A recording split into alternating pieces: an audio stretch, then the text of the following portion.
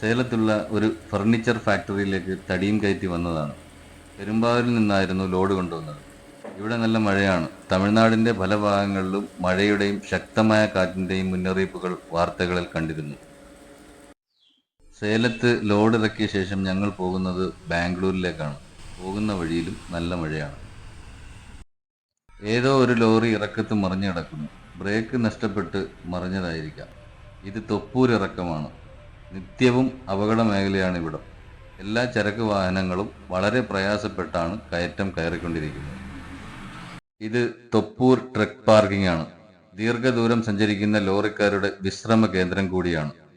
ഉറങ്ങുന്നതിനും ആഹാരം പാകം ചെയ്യുന്നതിനും പ്രാഥമിക കാര്യങ്ങൾ നിർവഹിക്കുന്നതിനും ഈ സ്ഥലം എല്ലാവർക്കും പ്രയോജനകരമാണ്.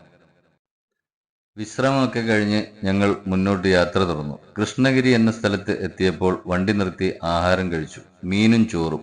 2 മീനും ചോറും 110 രൂപയാണ്. നമ്മുടെ നാട്ടിൽ ഈ വിലയ്ക്ക് കിട്ടില്ല.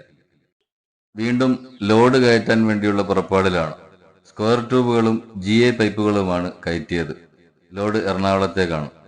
പോകുന്ന വഴിയിൽ പലയിടങ്ങളിലും വലിയ തോതിൽ വെള്ളക്കെട്ടുകൾ ഉണ്ടായിരുന്നു. മഴ രൂക്ഷമായി പെയ്തുകൊണ്ടേയിരിക്കുന്നു. വണ്ടിയിലാകെ പൊടിയും അഴുക്കും നിറഞ്ഞിരിക്കുന്നതിനാൽ ഒന്ന് ബോഡി വാഷിങ്ങിന് കയറ്റിയതാണ്. നമ്മുടെ നാട്ടിലെ പോലെ വലിയ സെറ്റപ്പിലൊന്നുമുള്ള സർവീസ് സ്റ്റേഷനല്ല. ഒരു ചേച്ചിയും ചേട്ടനും കൂടി നടത്തുന്ന ഒന്നാണ്. 200 രൂപ കൊടുത്തപ്പോൾ സാമാന്യം ഭേദപ്പെട്ട രീതിയിൽ ഒന്ന് കഴുകി തന്നു. വണ്ടിയൊക്കെ കഴുകി ഞങ്ങളും ഒരു കുളിയൊക്കെ പാസാക്കി യാത്ര തുടങ്ങി. ഭവാനിപ്പുഴയാണ് നിങ്ങൾ കാണുന്നത്. കോയമ്പത്തൂർ എത്തിയപ്പോഴേക്കും ആഡ്ബ്ലൂ കുറഞ്ഞതായി സിഗ്നൽ കാണിച്ചു. ഇവിടെയുള്ള ഒരു ഫില്ലിംഗ് സ്റ്റേഷനിൽ നിന്നും ആഡ്ബ്ലൂ ഫില്ല് ചെയ്തു.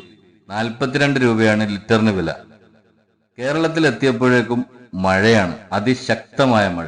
സുഹൃത്തുക്കളെ, എൻ്റെ വീഡിയോ ഇവിടെ പൂർണ്ണമാകുന്നു. ഇഷ്ടപ്പെട്ടാൽ ഷെയർ ചെയ്യുക. പേജ് ഫോളോ ചെയ്യാനും മറക്കരുത്. അടുത്ത ഒരു യാത്രയുടെ വിശേഷങ്ങളുമായി വീണ്ടും കാണാം. നന്ദി.